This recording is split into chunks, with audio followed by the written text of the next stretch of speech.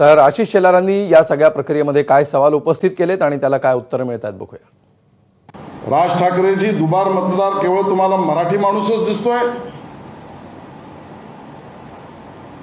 दुबार मतदार तुम्हाला केवळ हिंदू माणूसच दिसतोय? बडव बडव बडवायची भाषा तुम्ही या मराठी आणि हिंदू आणि दलित मतदारांबद्दल करताय? कारण आडनावावरनं जायचं असेल तर एक तर असं झालंय की सध्या भारतीय जनता पक्षामध्ये आशिष शेलारांना कोणी विचारत नाही. मुख्यमंत्र्यांनी जे खातं त्यांना दिलंय त्या खात्यात पण काही दम नाही. त्यामुळे त्यांची काही तिथे तेवढं जी व्हॅल्यू असायला पाहिजे ती नाही. मुंबई प्रदेश अध्यक्षपद पण गमावलंय, त्यामुळे तिथेही कोणी विचारत नाही.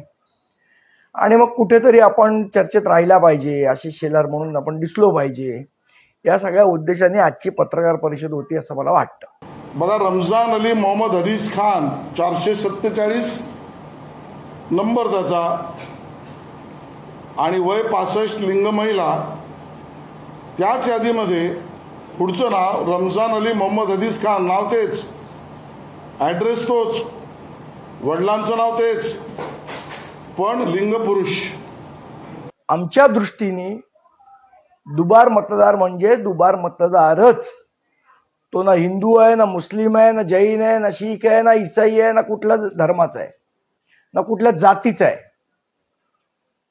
बोगस मतदार हा बोगस मतदार आहे आणि तो कुठल्याही धर्माचा असो, कुठल्याही जातीचा असो.